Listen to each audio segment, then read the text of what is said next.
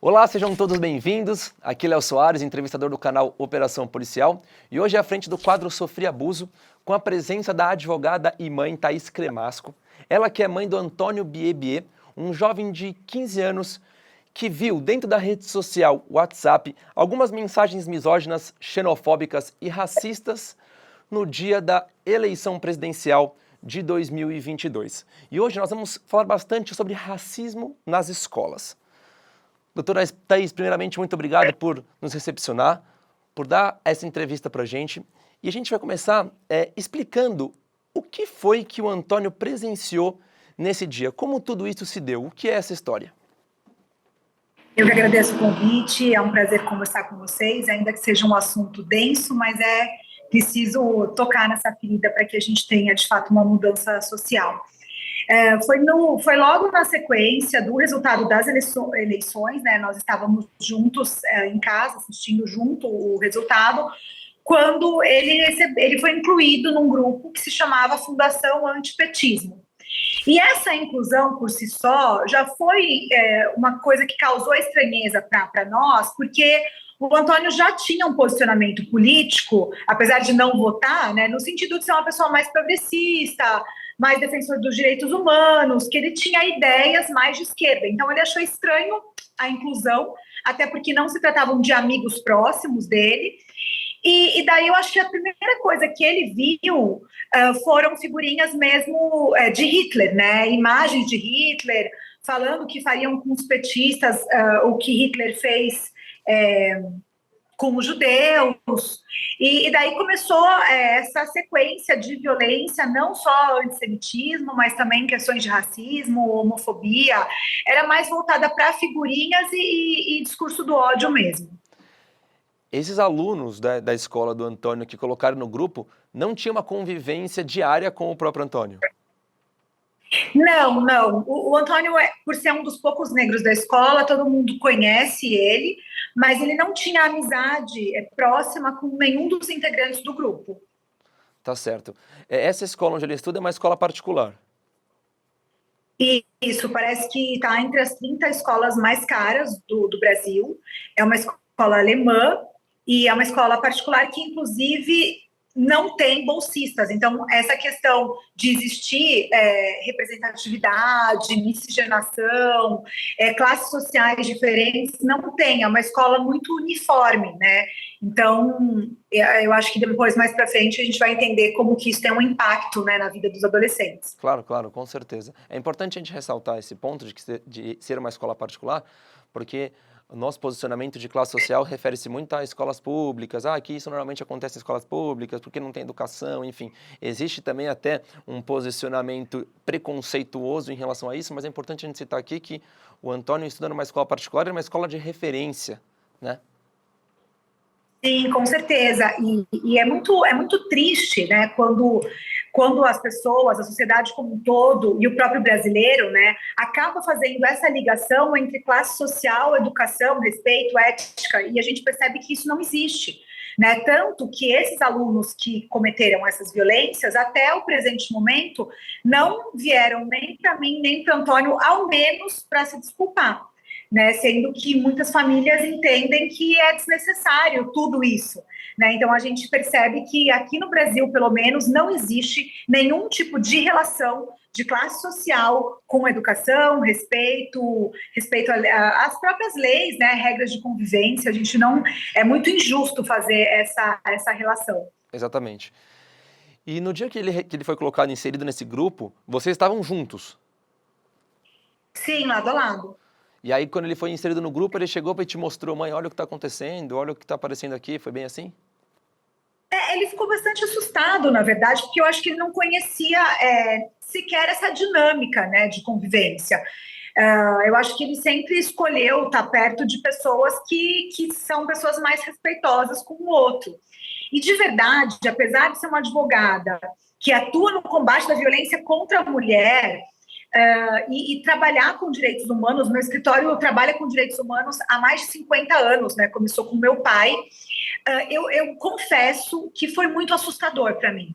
Né? A violência, o corpo humano, a mente humana, ela não existe para que a gente sofra violência. Então, a violência costuma paralisar mesmo as pessoas. É sempre assustador sofrer violência. Por isso que muitas vezes a gente demora para conseguir tomar uma atitude. Mas eu confesso que até eu, que estou acostumada, eu me assustei com o teor da conversa. Nunca imaginei que meu filho estudasse lado a lado com pessoas que falam que nordestino tem que morrer de sede. Eu não acredito até agora que isso é uma postura possível e está tão perto da gente como eu vi. Então, realmente foi um momento de bastante perplexidade, assim, para nossa família. Foi muito estranho ver isso. Esses jovens que estavam no grupo são de qual faixa etária? Você tem ideia?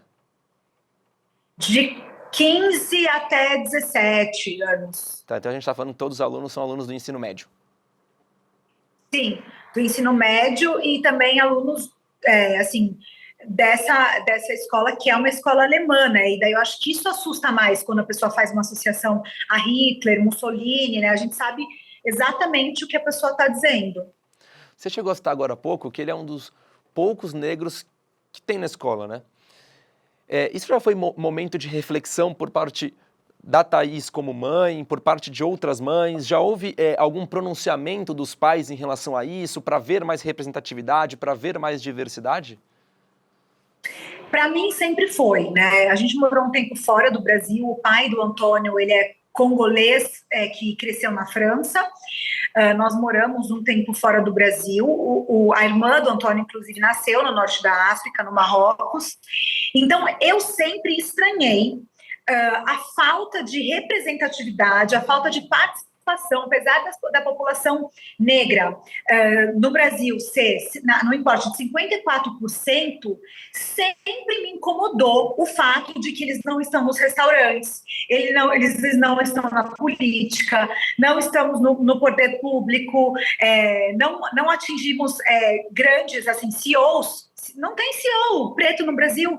Então, tinha uma mulher, né? Então, assim, apesar assim, disso sempre ter me incomodado, e eu já ter tirado o Antônio e a Tayla de outras escolas por entender que eles não sabiam lidar com a diversidade, eu escolhi uma escola alemã porque as regras lá sempre foram regras muito pré-estabelecidas. Então, eu imaginei que essa coisa dos alemães sempre serem muito cartesianos, né, seria importante, porque caso houvesse algum tipo de descumprimento, eu poderia cobrar isso da escola, o que de fato aconteceu, apesar de ter demorado, aconteceu, né? Eu fiz como se fosse um processo mesmo. Falei, olha, as regras são essas, as regras foram transpostas e vocês vão precisar tomar uma atitude conforme o regulamento interno da instituição.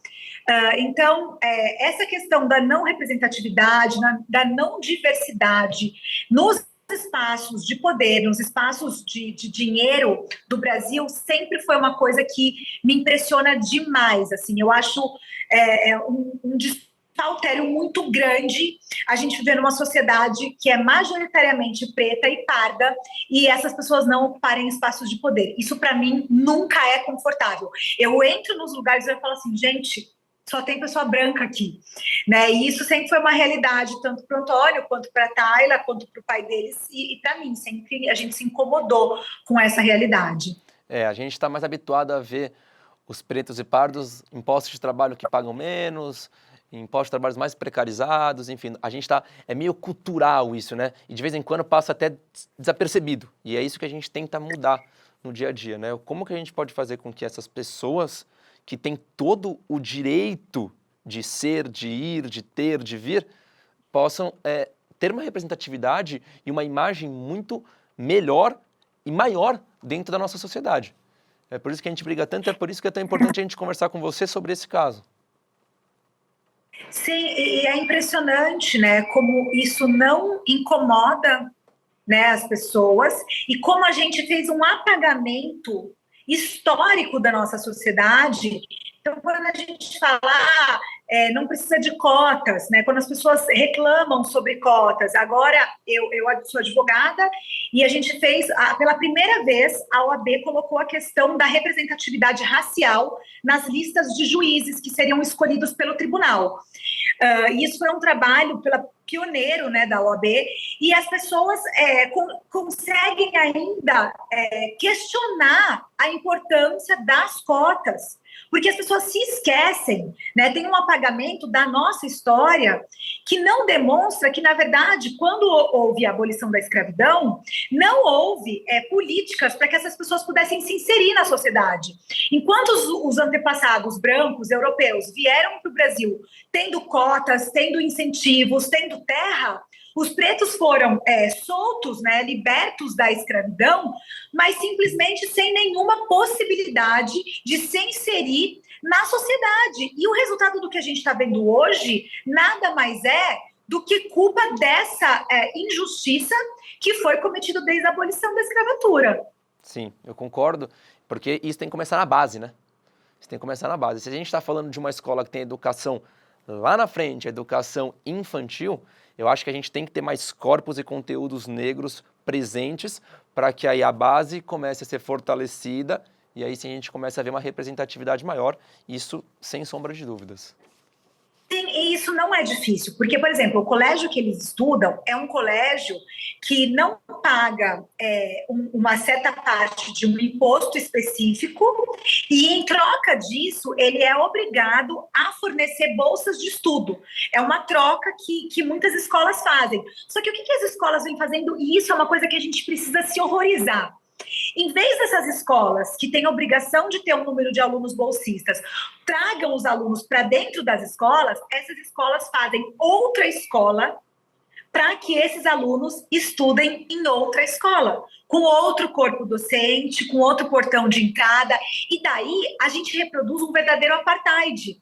A escola dos bolsistas, que é uma escola preta, é uma escola diversa, é uma escola miscigenada, não se mistura com a escola dos alunos pagantes, enquanto o que traria, na verdade, um convívio, né, enriquecedor para os adolescentes é justamente você ter que lidar com os diferentes, com cores diferentes, com classes sociais diferentes, com línguas diferentes.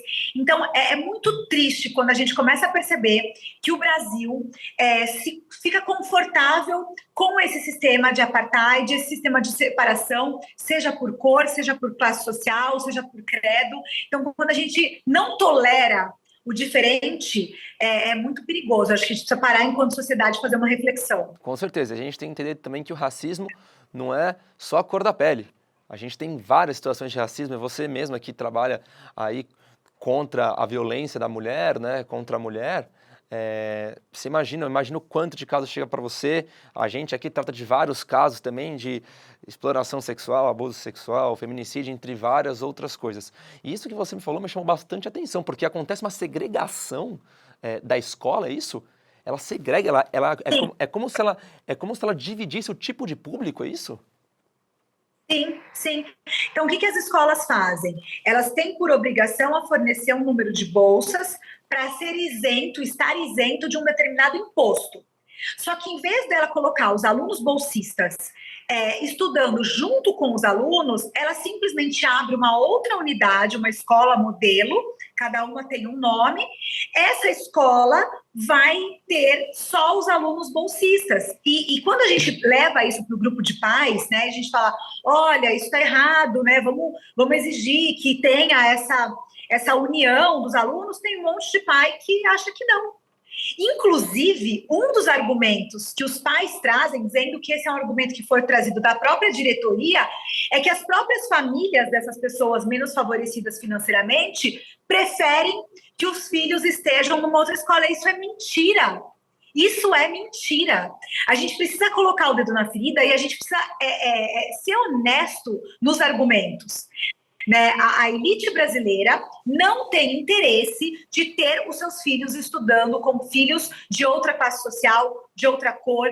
A elite brasileira não tem esse interesse. A gente precisa ter coragem né, de assumir esse absurdo para que a gente possa combater. Porque senão fica passando pano, né? Ah, não, mas não é bom para criança, porque é uma criança simples que vai conviver com uma criança que tem muito dinheiro, ela vai ficar traumatizada.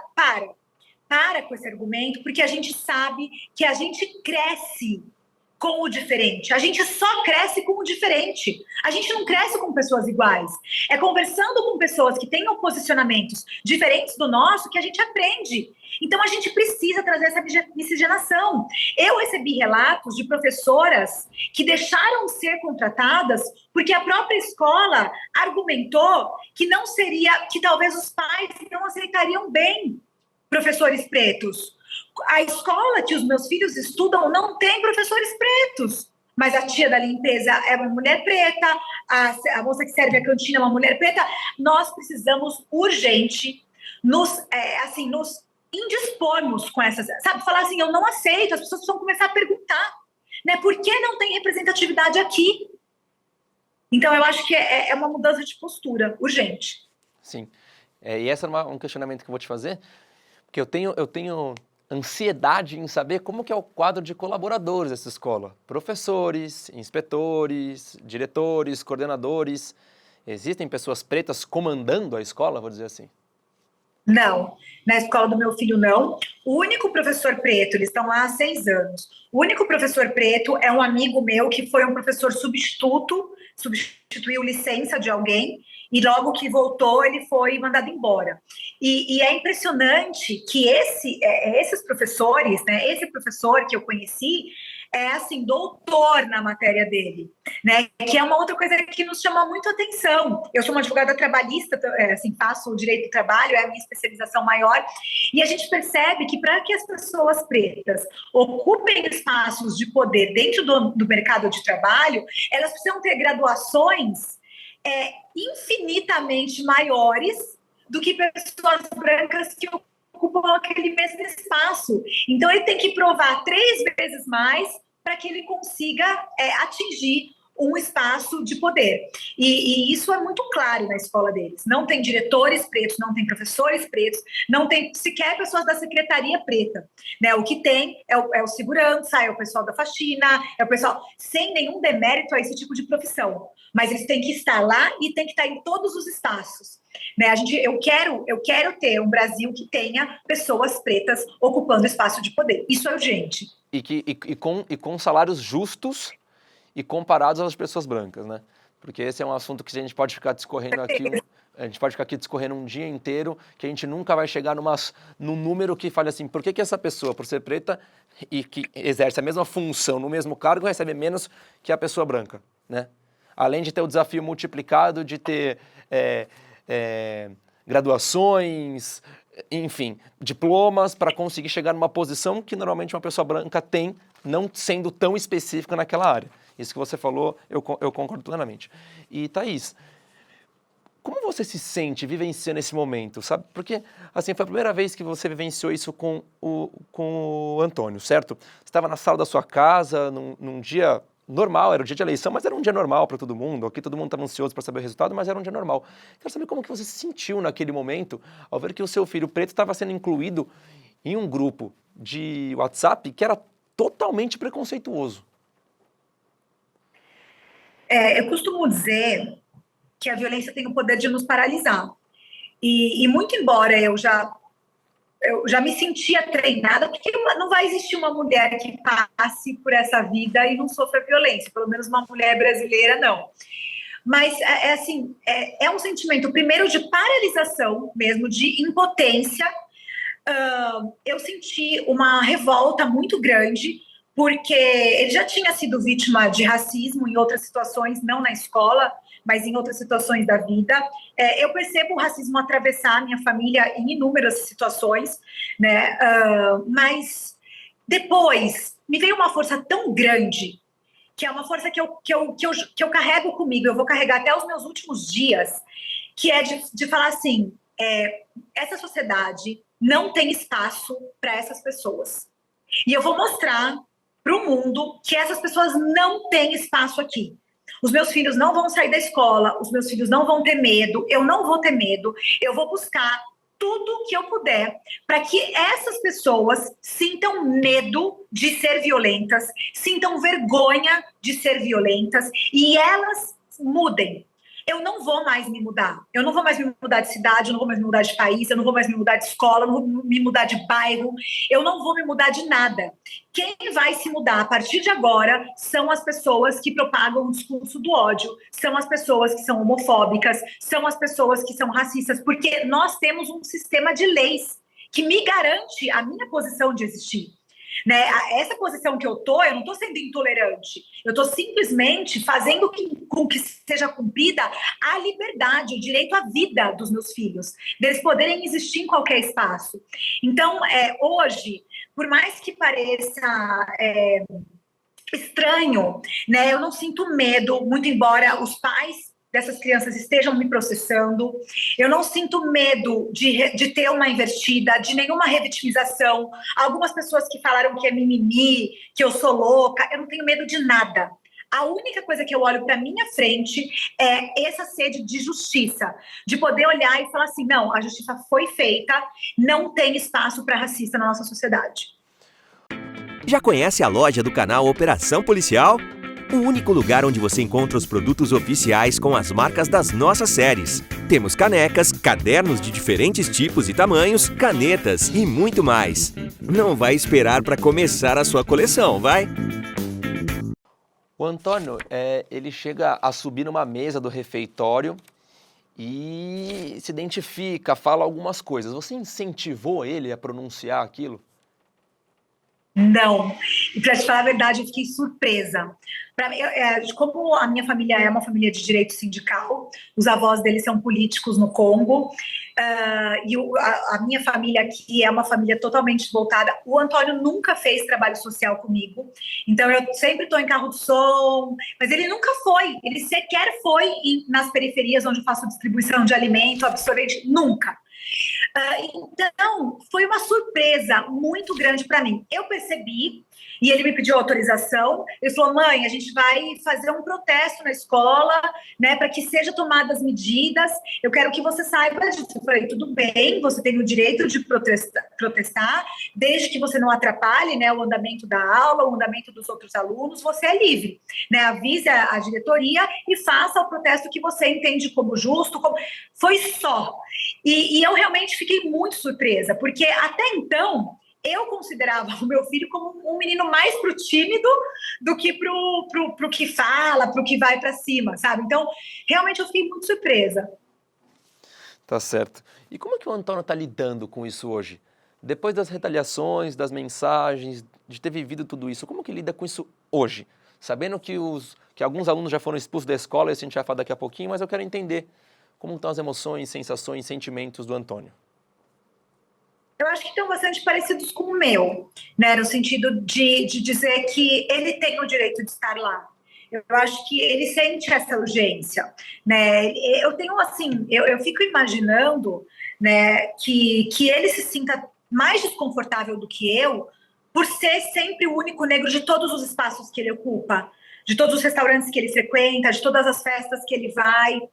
Então, eu sinto muito, ele repete muito isso, ele fala, mãe, eu tenho o direito de estar aqui, sabe? Quando alguém faz um ataque virtual a ele, ou falando, você não devia ter feito nada disso, você prejudicou, meu amigo foi expulso por sua causa, é bem pouco que isso está acontecendo, mas ele de forma alguma tem esse sentimento de vingança, né? O sentimento é um sentimento de justiça, de falar, acorda, tá na hora de acordar. Está na hora da gente entender que isso não pode mais acontecer. Está na hora da gente entender que ele precisa ocupar, que as pessoas têm o direito de ocupar os espaços. Então, eu sinto nele esse sentimento mesmo de buscar justiça, de buscar poder ocupar os espaços em paz, né? Mesmo sabendo que são as pessoas pretas que mais morrem, são as pessoas pretas que sentem mais a violência policial, são as pessoas pretas que são mais desempregadas, ainda assim, ele tem essa vontade de resistência de poder ocupar os espaços. Tudo isso que você falou em relação à violência, número de pretos que morrem, a gente vai falar daqui a pouquinho, a gente vai entrar nesses números só para a gente passar para as pessoas como a realidade que a gente vive hoje é grave. Os números são gravíssimos, mesmo a gente tendo uma soberania dos pretos e pardos no país, né? Isso que fica estranho, né? A gente tem a maioria de pretos e pardos aqui, e mesmo assim eles têm dificuldade de ganhar espaço, como pode. Fica até meio estranho da gente falar sobre isso, mas a gente vai entrar nesse assunto daqui a pouquinho.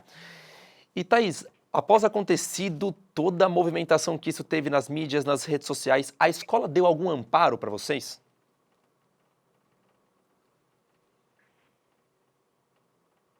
Bom, eu costumo pensar que a justiça não pode demorar, né? Que justiça que demora é quase uma injustiça. Então, eu tinha o objetivo da expulsão desde o primeiro dia que eu levei as provas, todas as evidências, e não existia uma contestação. Então, eu me sentiria amparada se eu tivesse percebido, desde o primeiro momento, uma preocupação real com a pauta. Com a pauta, né? Então, não, a gente não vai aceitar alunos racistas na escola. Se eu disser que eu senti isso, é mentira. Mas também, se eu disser que a escola não me amparou, eu vou estar faltando com a verdade, porque todas as vezes que eu busquei para conversar, eles estavam dispostos a conversar. O que eu tenho para te falar é que eu só consegui chegar nessa situação, que era o cumprimento de uma regra da própria instituição, porque eu gritei muito alto. Né? Então, porque eu mostrei que eu não ia parar, eu mostrei que eu ia para a polícia, para o Ministério Público, para a mídia. Então, assim, eu acho que daí me faz duas reflexões. Primeiro, precisa ser uma mulher branca, com uma profissão, com uma certa classe social, para conseguir que a voz do racismo seja ouvida. E daí, isso me dá uma sensação de injustiça. Né? Então, será que a expulsão foi coincidência no dia que um grande veículo de comunicação procurou a escola para saber, ou será que foi realmente por causa da pauta? Será que foi também pelo antissemitismo? Então, assim, eu senti, eu não posso dizer que eu não fui amparada no sentido de ser acolhida, de ser ouvida, né? Reuniões de horas de duração, mas também eu não tenho certeza, eu não sinto que o acolhimento da importância dessa pauta seja uma realidade nessa escola, em todas as escolas, enquanto sociedade. Não vejo estampado nos livros didáticos das instituições pessoas pretas, não vejo necessidade, assim, o anseio, sabe, de falar o que a gente faz para conseguir trazer essa igualdade. Eu não sinto isso na instituição.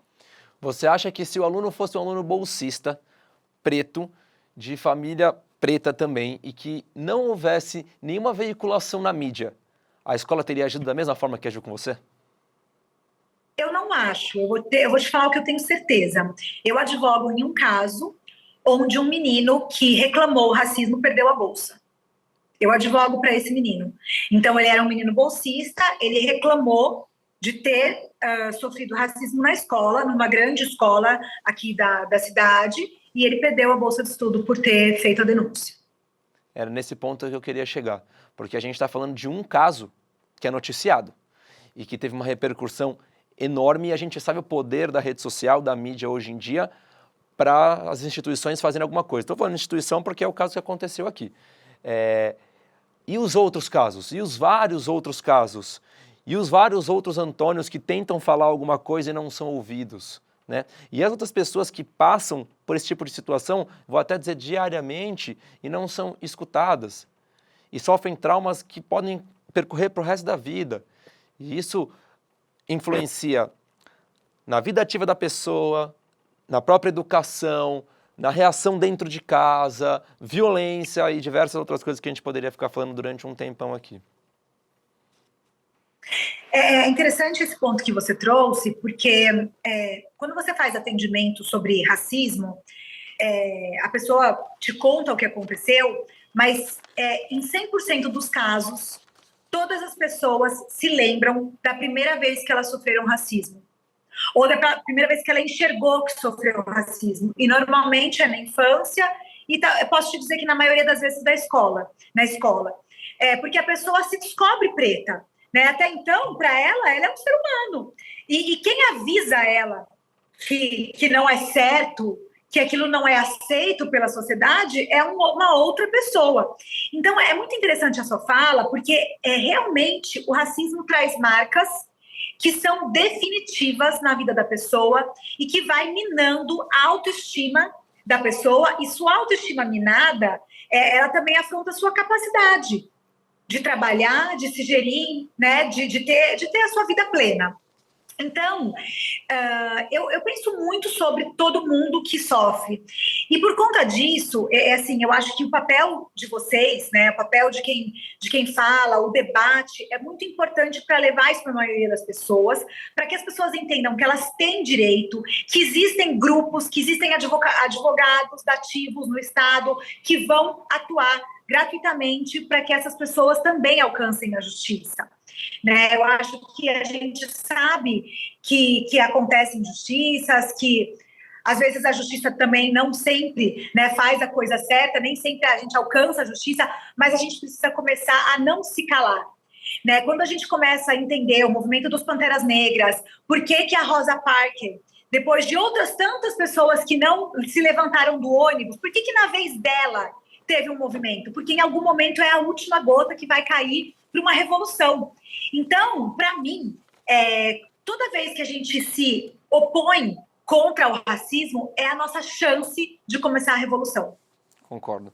E é interessante isso que você falou, vou colocar só mais um adendo, que essas crianças em educação primária estão sujeitas a desenvolver problemas mentais, psicológicos, e quando eu digo problemas mentais, são emocionais mesmo, assim, né? Que se tornam uma marca devido ao impacto da discriminação e do preconceito sofrido. E é por isso que é tão importante a gente ter uma conscientização, no caso das escolas, para com os pais, para que essa base seja fortalecida, seja passada para a criança e que isso não aconteça na educação primária dentro de uma escola, porque aí você começa a construir do zero. E eu acho que é muito importante hoje em dia a gente retroceder um pouquinho, fazer diferente no início, para a gente começar a deixar tudo mais igualitário daqui para frente. Porque é muito difícil a gente pegar um jovem, por exemplo, de 15 anos, como esse que estavam no grupo de WhatsApp, e a gente mudar a mentalidade ou a forma desses adolescentes de verem que uma pessoa preta, ela está inserida na sociedade, ela é igualzinha a você e ela tem os mesmos direitos que você tem. Como que a gente vai conseguir fazer isso com os jovens de 15, 18, 20 anos e que, nesse caso, praticaram atos de violência verbal, psicológica, violência física, e que aí deixa tudo isso mais difícil, né? De ser conversado, de ser mudado. Acho que esse é um ponto importante a ser observado. Eu acredito que escancarar a violência é importante para a mudança. Porque ninguém, em sua consciência, se declara racista, homofóbico, preconceituoso.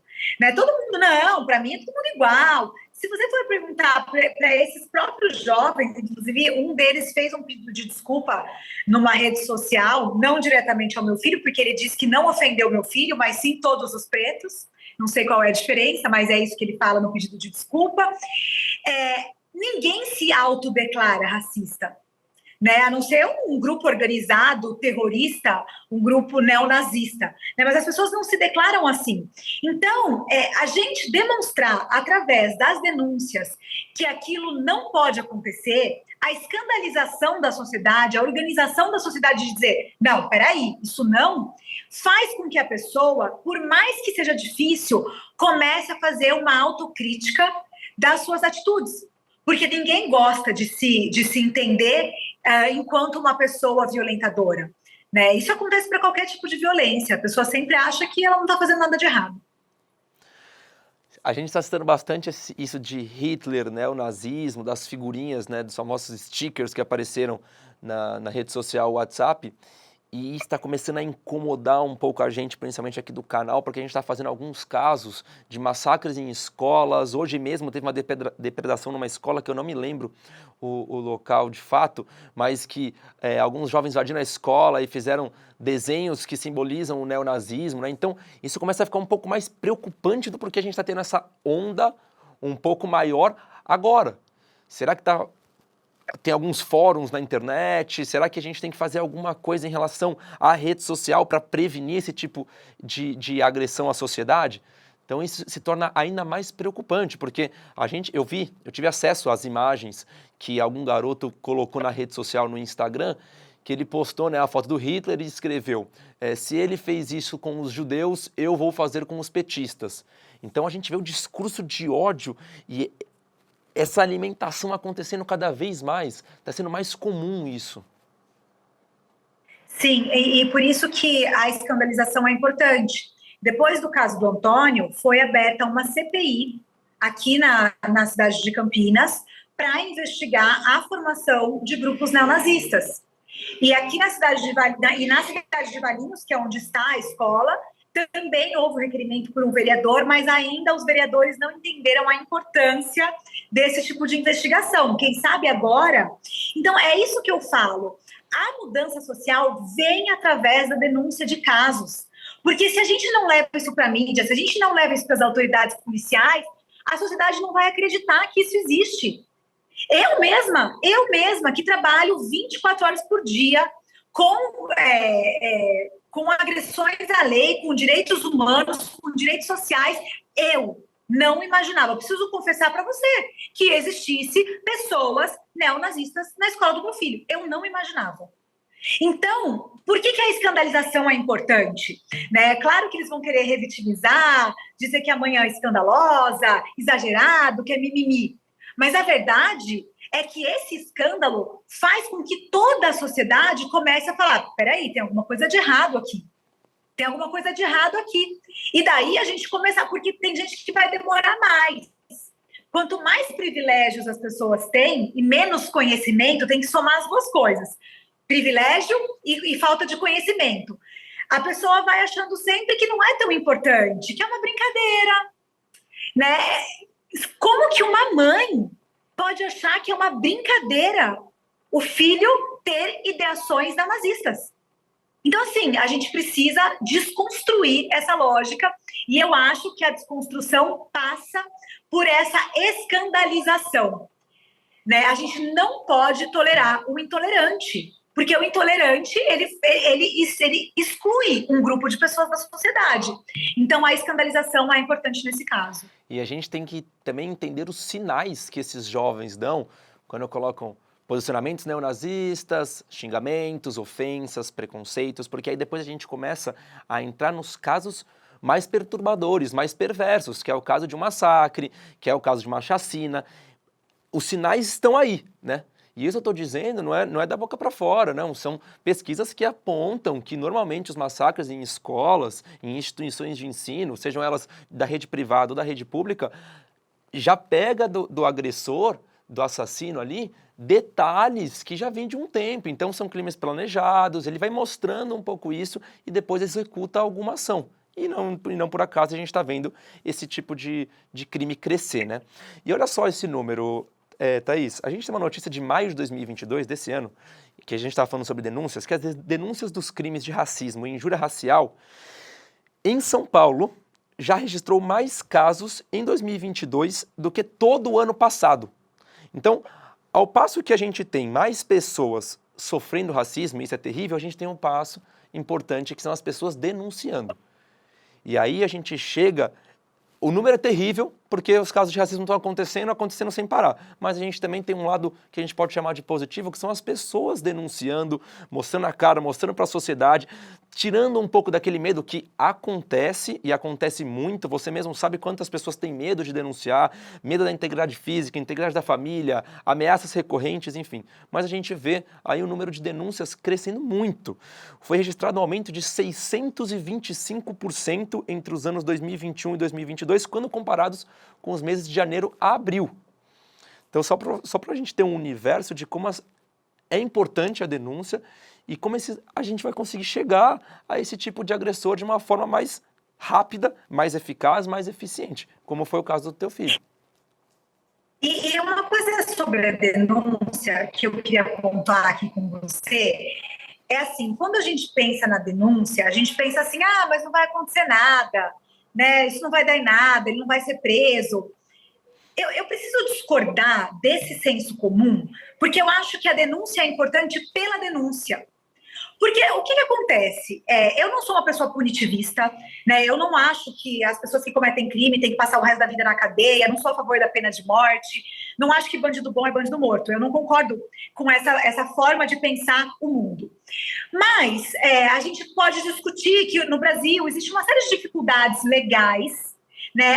As delegacias dificultam os boletins de ocorrência por racismo, dizendo que é injúria racial porque a pena é mais branda. A gente sabe que tem aí uma passada de pano para que as denúncias de racismo não vão para frente. Mas o que eu quero deixar para reflexão é que assim, a importância da denúncia não é necessariamente aquela pessoa ser punida, ser presa, pagar uma indenização. É legal quando ela paga uma indenização, é legal quando ela vai presa. Eu acho importante. Eu acho importante a pessoa ser punida, mas a denúncia é maior do que isso. A denúncia, ela escancara uma realidade que a sociedade encoberta e chama a atenção das políticas públicas para que as pessoas façam alguma atitude para que a gente consiga mudar essa realidade. Então, quando a gente chega em 2023, quando a gente chegar em 2023, levar um relatório e falar, olha, não sei quantas milhões de pessoas foram vítimas de racismo no nosso país. O que o governo, o que o Estado, o que o município vai fazer para proteger essas pessoas? A gente vai ter argumentos. Então, a denúncia é importante, né? Independente da gente pensar se vai existir uma punição efetiva que vai te deixar feliz, satisfeito ou não. Eu acho que denunciar por denunciar já é muita coisa. A gente não pode esconder o problema embaixo do tapete. Isso é um fato, a gente não pode esconder embaixo do tapete, isso ser noticiado, esses números aparecerem para o maior número de pessoas é importantíssimo. E a gente tem uma sociedade também que é aquilo, né? Se você faz, eu faço também. Então, vamos trazer isso para o bem. Se eu denuncio, e se você estiver perto de alguém que está sofrendo algum tipo de racismo, algum tipo de preconceito, denuncie também. Porque isso pode ser mais importante, e é mais importante para a pessoa, para a família da pessoa, para os amigos, parentes próximos, do que para você. Então você está fazendo bem de alguma forma, você está fazendo a sua parte. Se todo mundo pensar assim, com certeza a gente cria um conglomerado muito mais forte e esses números vão ficar mais evidenciados e a gente entra nesse ciclo de chegar numa política pública mais eficiente, numa pena mais dura, numa lei mais severa. Com certeza. E às vezes, né, se a pessoa não conseguir denunciar, eu acho que pelo menos quando você tem informação, né, você pode também alertar as pessoas. Tem gente que não quer viu um racismo lá do outro lado da rua, se você não quiser você ir até a delegacia, oferece ajuda, fala para a pessoa, olha, eu vi, o que você sofreu é racismo, e se você quiser, eu filmei, eu posso ser sua testemunha, eu posso... Então, assim, a gente precisa, né, criar essa rede de proteção, essa rede de apoio para as pessoas que são oprimidas na nossa sociedade, né? Isso assim, o que você falou é essencial. Você quer ser membro do nosso canal? Confira agora os níveis disponíveis para vocês. Lembrando que você pode evoluir sempre. Nível Prata. Além de emojis e selos exclusivos, você terá acesso a cenas extras, vídeos só para membros e conteúdo antecipado. E também terá direito de vir conhecer nosso estúdio e acompanhar pessoalmente uma gravação. Nível Ouro. Você terá direito a todos os benefícios do nível Prata, mais acesso a entrevistas ao vivo pelo YouTube, prioridade na fila para visitar nosso estúdio e brindes a cada 6 meses de assinatura. Nível Platina. Além de tudo isso que já falamos, você sempre terá suas perguntas respondidas durante o programa e seu nome citado em agradecimento. Incrível, né? Sendo membro, você também ajuda o nosso canal a continuar sendo independente e trazendo informações de qualidade para vocês. Já escolha o seu nível e venha participar do nosso time. E isso que você apontou também é muito importante, porque tem pessoas que sofrem o racismo, sofrem o preconceito, a injúria racial, enfim, e a pessoa não sabe que sofreu. Né? É um negócio tão encalacrado na sociedade que passa desapercebido até para a vítima. Né? Olha o ponto que a gente chega. Posso te contar uma história muito interessante de um caso meu? Ele me levou uns áudios para provar uma coisa do trabalho. E daí nos áudios, o chefe dele só chamava ele de negão. Negão, negão, negão, negão, negão. E daí em um dos áudios que a gente estava provando hora extra, não tinha nada a ver. Ele falou, negão, você também é complicado. Se não faz na entrada, faz na saída. Quando ele me mandou os áudios, eu chamei ele no meu escritório e falei, o senhor sabe que o senhor sofreu racismo no seu trabalho, né? Ele, eu? Falei, sim. Qual é o seu nome? Ele falou, João. Eu falei, alguém já te chamou de João? Nos 5 anos que o senhor trabalhou na empresa? Ah, não, todo mundo lá me chamava de negão. Eu falei, e esse áudio aqui? E pus para ele ouvir. Ele, meu chefe era assim, cheio de fazer piadinha. Eu falei, não, isso aqui é racismo recreativo. Isso é violência. E daí a própria pessoa, quando ela não sente esse apoio social que a gente está falando aqui, delineando aqui, ela mesmo não se sente no direito de sentir dor. Ela não se sente no direito de se contrapor aquilo lá. Ah, deixa, se eu falar eu vou perder o emprego, se eu falar todo mundo vai me achar chato. E a pessoa vai se retraindo naquela dor, naquela violência. E daí, aonde que isso vai parar? Né? Para onde que vai essa frustração? Para onde que vai essa violência? Então, a gente precisa, enquanto sociedade, pensar de uma forma mais global, entender que todos somos parte de um mesmo conjunto, de um mesmo sistema. Né? Enquanto tiver violência aí, eu não vou ser livre. Então, enquanto uma pessoa for oprimida na nossa sociedade, a sociedade não vai ser livre, porque é uma parcela muito pequena da sociedade que detém esse privilégio de não ser oprimido por nada. Homens, brancos, cisgêneros e ricos.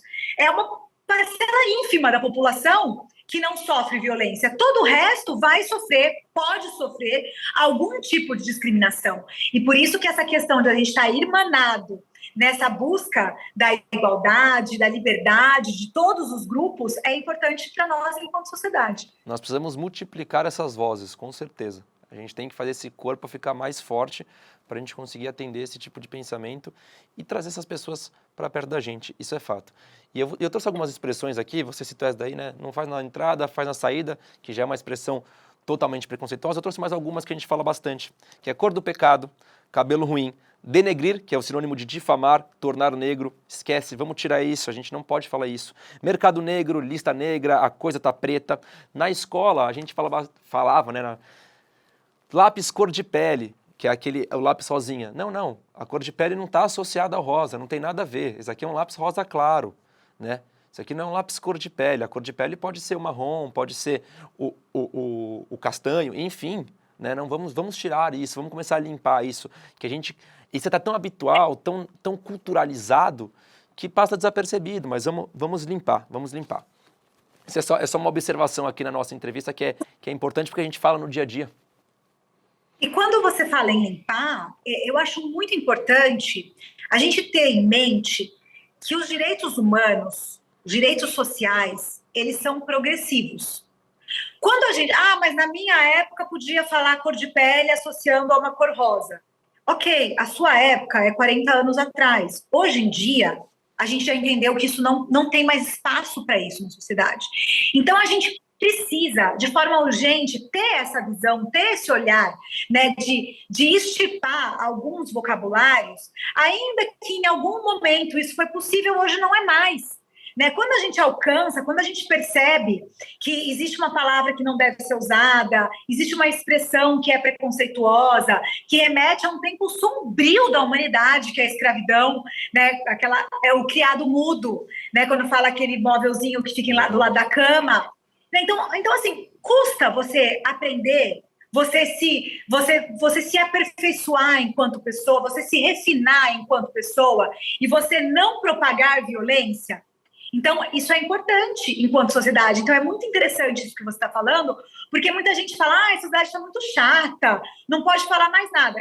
Enquanto não mexer na sua dor, né, você acha que a sociedade está chata. Na hora que a dor for a sua, daí você vai entender que aquilo lá não é frescura, que aquilo lá é um sofrimento que merece ser olhado e respeitado. Enquanto bate na porta do vizinho, tá tudo certo. Quando vem para o jardim da sua casa, aí é mais embaixo, né? E isso faz parte de uma luta, né?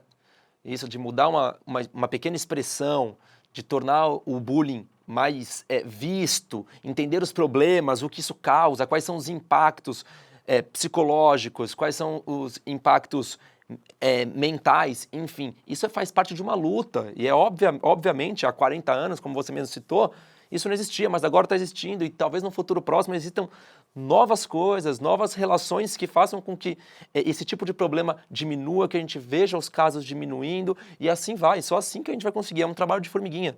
Não tem jeito, é passo a passo para a gente chegar num futuro melhor, que é o que a gente busca, né, doutora? Senão não faz sentido. Isso que você falou é muito importante, porque a gente tem que preparar todo mundo para ser uma sociedade só. Não tem que ter essa segregação de forma nenhuma. Doutora, voltando um pouquinho agora no Antônio, ele está indo para aula hoje em dia. Agora está no final do ano, não sei se ele já entrou de férias, enfim. Como que está sendo o posicionamento dele na escola? Está acontecendo alguma coisa diferente em relação à tratativa por tudo isso que aconteceu? De forma alguma. Ele está muito, muito focado nessa questão de não ter nenhum direito retirado.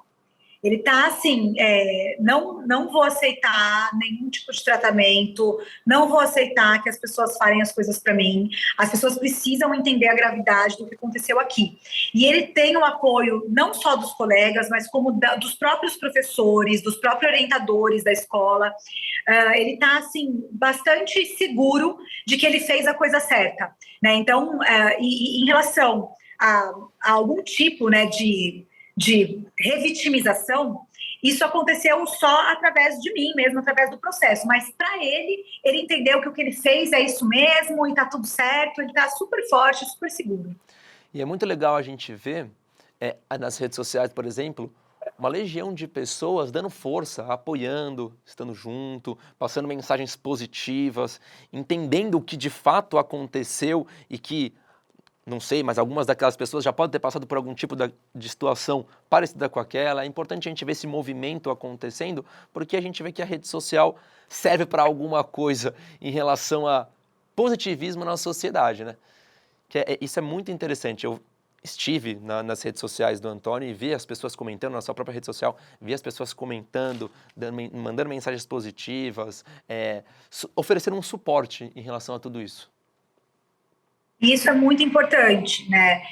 Eu costumo dizer que a gente consegue superar a violência como uma rede de apoio, né? Qualquer violência que uma pessoa passe, fica mais fácil da pessoa ultrapassar quando ela tem uma rede de apoio, né? Então, cada abraço, cada mensagem de apoio, cada pessoa que falou "tamo junto, é isso mesmo", isso é muito importante para fortalecer, né, e para encorajar a gente a continuar, porque o processo de revitimização, ele vai existir, né? Então, quando a vítima fala, eu tenho medo de denunciar, porque pode acontecer, então, faz parte, né? Eu não achei que eu iria denunciar 8 famílias ricas e que nada aconteceria comigo, seria muito ilusório da minha parte, né? Imaginar, porque eu fico pensando assim, a família de uma pessoa que comete esse tipo de crime, e ao invés de me ligar e falar, pelo amor de Deus, me desculpa, não sei onde eu errei, ela resolve me processar, porque não foi uma figurinha sem querer, né? Foi uma coisa orquestrada, uma coisa assim, não, é isso mesmo, e a gente tem o direito de falar o que quer. Né? Então, assim, é ilusório a gente achar que vai ter 100% de pessoas nos apoiando. Mas eu posso te dizer que, nesse caso, eu tive mais que 99% das pessoas me apoiando. E o Antônio, isso deu muita força para ele. Um cantor procurou ele para ele escrever uma música, e ele escreveu, e a arte é uma ferramenta, né, de emancipação para sofrimento e violência. Então, eu acho que desse episódio tão triste, a gente tem conseguido tirar muitas experiências que nos estão trazendo mais força de lutar, não pelo caso do Antônio. O combate ao racismo, na minha história, nunca foi pontual e nem relacionado aos meus filhos. É uma luta que eu já tenho, que eu sempre tive, é uma luta que transcende a minha existência. Então, eu acho que a gente vai seguir aí lutando pelos direitos sociais. Com certeza. 8 alunos foram expulsos da escola, é isso? Esses 8 alunos estavam no grupo de WhatsApp. Então, eram 30 alunos e 8 alunos que cometeram crimes relacionados à questão da homofobia, violência contra a mulher, tinha a questão do racismo, de neonazismo, apologia ao nazismo. Então, os que cometeram crimes foram expulsos. Xenofobia também tinha, né? Tinha. Então, tudo que foi relacionado com o discurso do ódio, violência e crime foi punido com a pena máxima de expulsão. E nenhuma Eu dessas... acredito que tenha sido a primeira E no nem- Brasil. E nenhuma dessas famílias entrou em contato com você, te mandou um pedido de desculpa, nada? Não.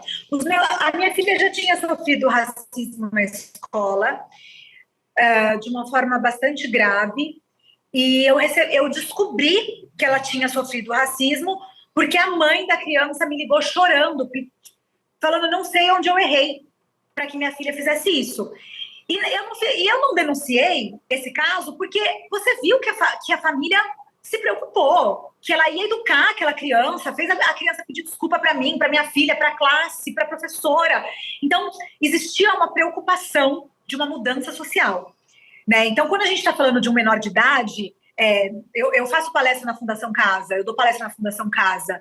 Eu não sou a favor do encarceramento em massa de jovens adolescentes, né? Eu quero que eles sejam educados. Mas, nesse caso, eles precisam ser educados longe dos meus filhos, porque é evidente, pela postura, inclusive posterior à violência, que não existiu nenhum tipo de arrependimento. No dia que ele foi suspenso da escola, um dos agressores, ele postou, tipo, alguma coisa que pobre tinha que morrer, que pobre é uma desgraça e que o colégio se servia ao comunismo. Então, assim, é uma pessoa totalmente sem limite, não está preparado para viver em sociedade. E olha que a gente está falando de uma instituição privada de renome, né? E aqui eu trago uma informação importante quando a gente fala sobre isso, que em São Paulo, nenhum dos 10 colégios com melhor desempenho do Enem 2019 registrou mais de 20% de alunos pretos ou pardos. A maioria das instituições oscilou entre 1% e 7%. Tá? Isso a gente está dizendo de instituições que se sobressaíram no Enem de 2019, essa é uma notícia que a gente tem, e que os colégios não têm nem 20% de alunos pretos ou pardos. E aí a gente vê aquilo que a gente falou no começo da nossa entrevista, que é a falta da diversidade, a falta da representatividade. E isso não é culpa, é muito importante a gente salientar, isso não é culpa da pessoa preta ou da pessoa parda, isso é culpa da instituição, porque ela tem todo o direito de receber esses alunos, de ir atrás desses alunos, de oferecer bolsas, como você mesmo falou, de oferecer as cotas. Então, assim, a gente não pode dizer que isso é um problema da pessoa preta, porque a gente tem mais isso, né? Essa vitimização da própria vítima. Então, peraí, eu sou preto, o problema sou eu por ser preto? Não, o problema não é você por ser preto. O problema é estar escancarado numa sociedade e que isso vai pegando diversos setores da própria sociedade. Sim, com certeza. Essa questão da revitimização na nossa sociedade é bastante comum com mulheres, com vítimas de violência, com pessoas pretas, com pessoas sem uma condição financeira favorável. Então, a gente precisa, inclusive, enquanto sociedade, dar esse subsídio para que a pessoa se sinta no direito de pertencer. Né? Então, assim, infelizmente, a gente tem feito agora, né? A gente está se organizando em vários coletivos, né? A Educafro me procurou, vários coletivos desse combate ao racismo, que vem tentando buscar ferramentas judiciais para exigir essa miscigenação dentro das escolas, porque isso vai repercutir, como você falou, no Enem, daí vai repercutir na universidade. Eu dei uma palestra na Unicamp, que é uma das maiores universidades do Brasil. A palestrante que me antecedeu, ela é uma professora de geografia da Unicamp, e ela foi categórica. Antes das cotas, ela não dava aula nem para 1% de alunos pretos e pardos dentro da universidade. E daí você não vai ter essas pessoas no mercado de trabalho. E daí você perpetua a violência e a discriminação que a gente está perpetuando desde 1800. Então, precisa mudar. Precisa mudar, com certeza. E a gente tem uma lei do racismo, né? Que é a lei que pune todo tipo de discriminação, que é a Lei 7.716 de 1989. Inclusive, ela passou por alguma reformulação faz pouco tempo, e agora a pena de reclusão é de 2 a 5 anos de prisão, o crime é inafiançável e imprescritível, né? Então a gente vê que aos pouquinhos a gente vai conseguindo melhorar, porque quanto mais pena severa a gente colocar, a gente conseguir através das políticas públicas, eu acho que esse número ele tende a diminuir, porque já tem aquilo na cabeça de se eu fizer, vou ser punido de fato, né? E isso precisa chegar nas pessoas que cometem esse tipo de agressão, com certeza. Sim, com certeza. E a nossa sociedade é tão racista que de tempos em tempos ela vai criando ferramentas para que o preto e o pardo não se insiram na nossa sociedade. A lei do racismo é um exemplo claro disso, porque muito embora exista essa punição, foi criado junto também com esse tipo penal, né, a questão da injúria racial, que tem uma lei mais branda, que é afiançável, que não tem, que tem prescrição, que é um pouco diferente. E daí fizeram, o que as pessoas fazem? Faz tudo cair na injúria racial para que tenha uma defesa e para que a gente continue perpetuando essa sociedade racista que a gente tem. Então, toda vez que tiver, e eu pensei nisso, e quando a gente recebeu algumas mensagens, assim, quando o Antônio comentou comigo, ai mãe, se alguma pessoa vier brigar comigo, eu falei, filho, se alguma pessoa vier brigar com você, é a prova de que a sua luta é digna.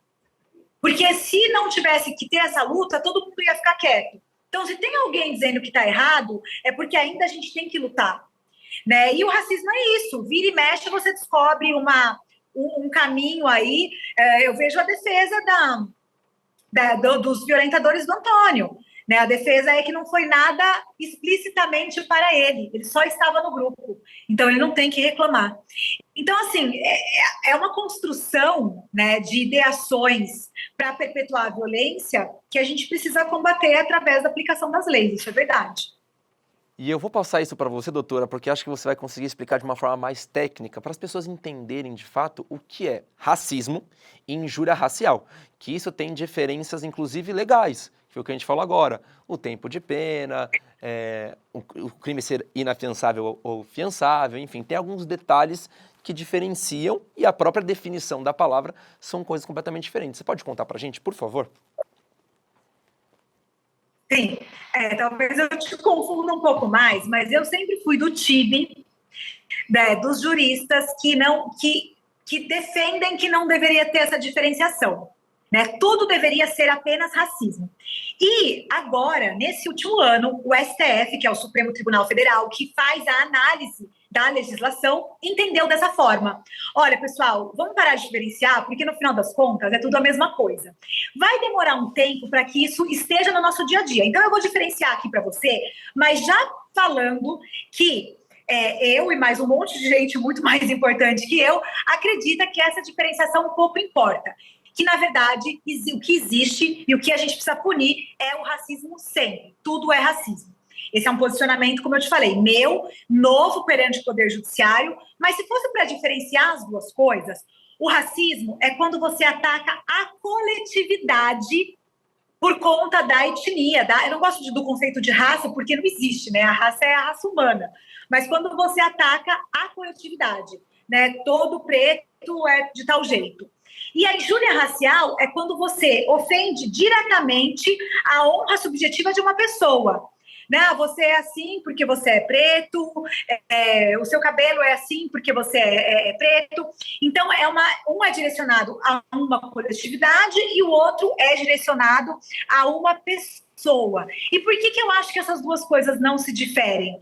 Porque quando a gente fala e quando a gente perpetua uma injúria racial, então eu não vou repetir aqui, mas eu falo, todo preto tem o cabelo, você é preto, por isso que seu cabelo é assim. Na verdade, quando você fala você é preto, todos os outros pretos também têm aquele cabelo, Exato. Ou pode ter.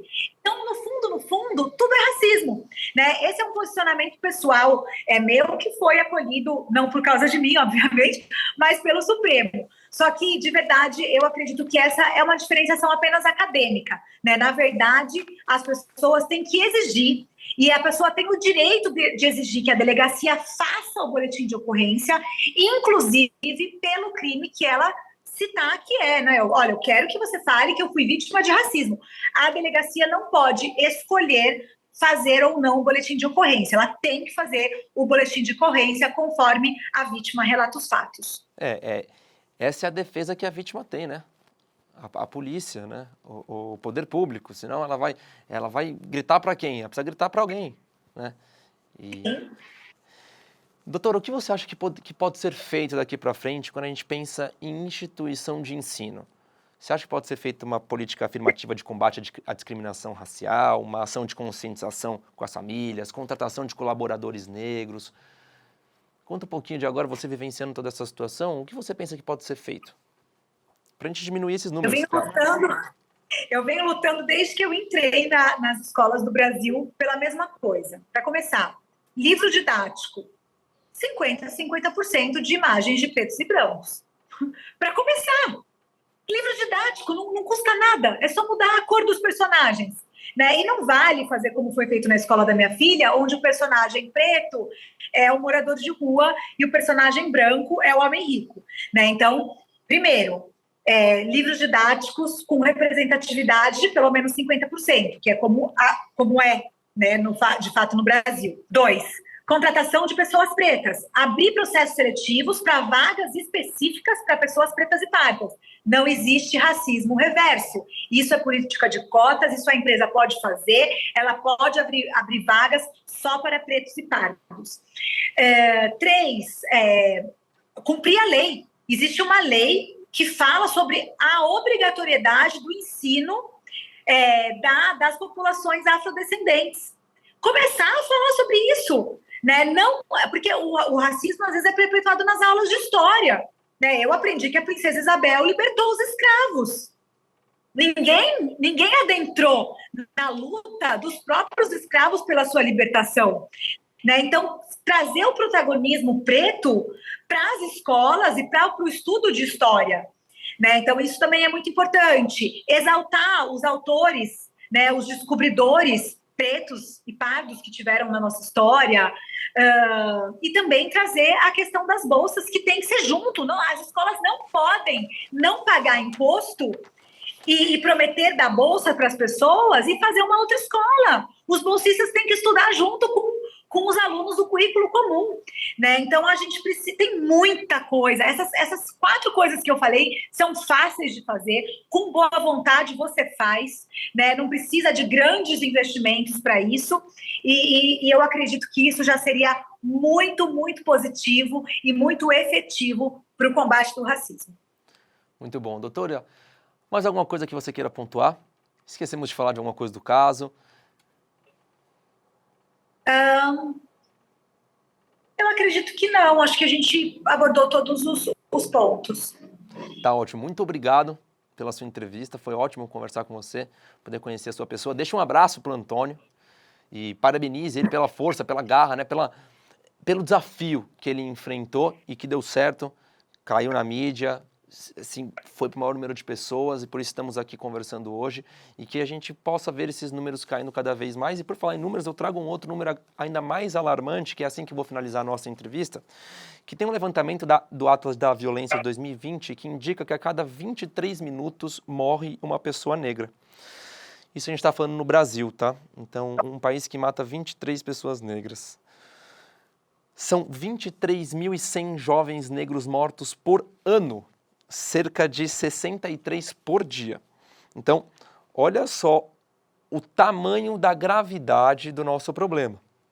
Né? Como que a gente faz para parar isso? 63 pessoas morrem só por serem pretas. É a mesma coisa da gente falar do número de mulheres que morrem só por serem mulheres. O problema é praticamente o mesmo. E como que a gente combate isso, né? Quais são as formas, o que a gente precisa fazer, cadê as políticas públicas, cadê as políticas de discriminação, cadê as leis mais severas, né? É até complicado entrar nesse âmbito jurídico, mas a gente precisa ver mais. A gente precisa ver mais o combate. Eu vejo de forma assim, muito direta. Eu não acredito que o problema do Brasil seja a ausência de legislação, nem legislações brandas. Eu acho que o nosso problema é na aplicação da lei. Então, a lei existe, ela é excelente, ela diz que o racismo é inafiançável, ela diz que o racismo é um crime, que é imprescritível, mas, na hora de aplicar, o legislador não tem coragem de aplicar. O criminoso contrata um bom advogado que vai fazer com que ele se defenda, que aquele crime seja de alguma forma engavetado, que vá para como injúria racial, e daí, com bons advogados, você consegue mudar a realidade. Então, a questão para mim não é a questão da lei. A lei está aí, é a aplicação da lei e a postura enquanto sociedade.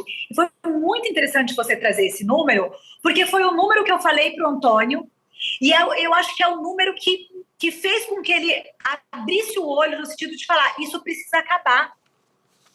Isso precisa acabar. E isso vai acabar quando a gente começar a não concordar mais com esse tipo de violência. É um escândalo, é uma vergonha e é uma coisa que precisa ser combatida. A gente tem que pensar todos os dias, a cada 23 minutos que passar, nesse momento, então, um jovem preto morreu pelo simples fato de ser preto. Então, a gente precisa começar a ter vergonha, a ter desespero e a combater esse número e essa violência na nossa sociedade. Isso tem que mexer com a gente de uma forma, assim, de dar palpitação mesmo, porque durante a nossa entrevista, a gente tem que pensar que quase 4 jovens pretos foram mortos.